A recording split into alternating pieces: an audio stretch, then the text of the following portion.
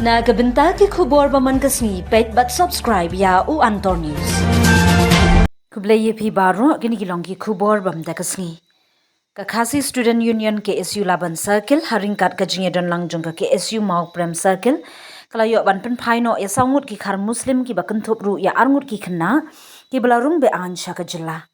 Karkum kajinge thu ya gani kalong kemi Muslim lalap ningkong halastom Laban ha kapor bakadang krong pisa bakakun jongka na kidukan ha ketika jaka. Hadin balato okil alap bakalong kemi kadang syuan syashilong tang arsngi mensyua bad kamdan setia kinu-kinu ki kot kisla ban pensisha ya katraish nong light no tang ka Aadhaar card kabayo na Uttar Pradesh.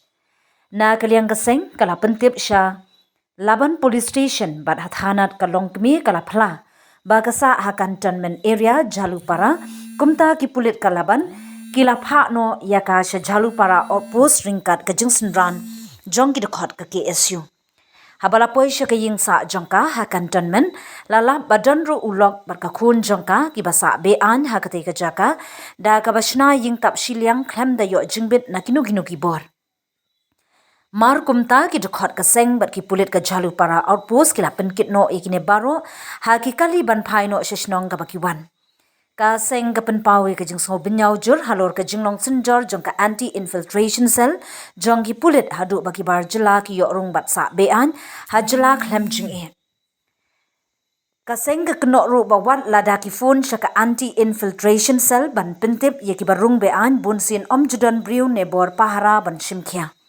na kaliang ka KSU ka dawa jur ba ka sarkar ka deban Pynphai ya ka anti infiltration cell bat ban shimkhia ba halor ki issue influx ka Pynphai ru balada ka sarkar kamla banne ka seng hi kan shim ya ka an hala ka jongakti ban yada ya ka ri bat ka jat benriu na ka jingrung kerthem ki bar Jylla. Hello Meghalaya turns 1 year ago, a small idea sparked a dream which materialized in the form of a screen, an OTT platform to tell stories from the heart of Meghalaya to the world. With over 3.8 lakh downloads and over 1.1 crore views. From indie creators to first-time filmmakers, Hello Meghalaya gave voices a home, a stage and a spotlight. And you, the viewers, made it all possible. 1 year down, 1,000 stories to go. Here's to more laughter, more culture, more Meghalaya. We love Hello Meghalaya.